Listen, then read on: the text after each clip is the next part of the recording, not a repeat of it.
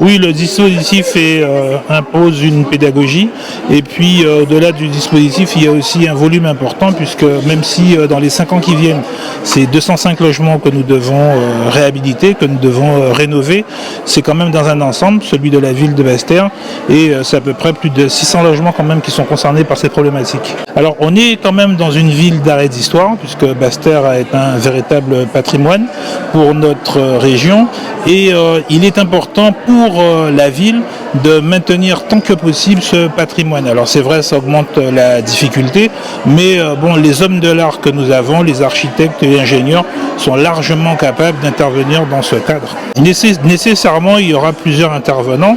Nous aurons évidemment d'abord l'équipe d'accompagnement. D'accord.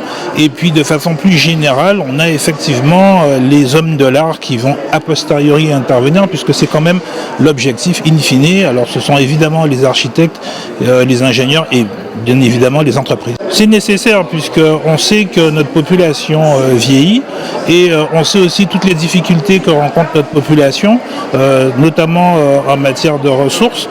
Donc fondamentalement, il faut qu'on se repose sur notre patrimoine, il faut qu'on le maintienne, il faut qu'on le réhabilite de façon à valoriser notre ville, de façon à valoriser notre culture. Alors cette réunion est importante, hein. On a déjà plus d'1 an et demi de préparation et aujourd'hui c'est le lancement de l'OPAERU.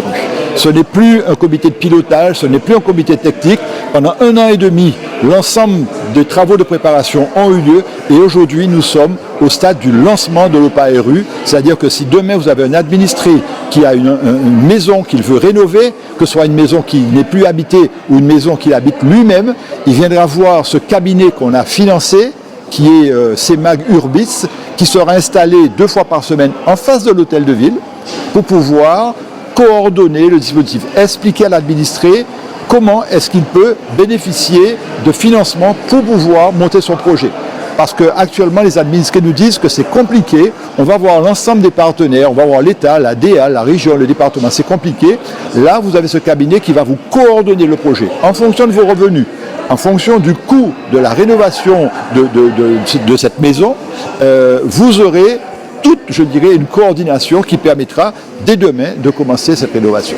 Alors la particularité de Basse-Terre, c'est pour ça que cette OPAERU est fondamentale, c'est que nous avons pas mal de logements qui sont actuellement dégradés en mauvais état, mais qui sont dans un environnement de ville d'arrêt d'histoire. Alors bien sûr, l'aménagement, il ne sera financé que si on respecte l'environnement, le fait qu'on soit dans une ville d'arrêt d'histoire, premièrement. Deuxièmement, c'est un aménagement qui tiendra compte du développement durable.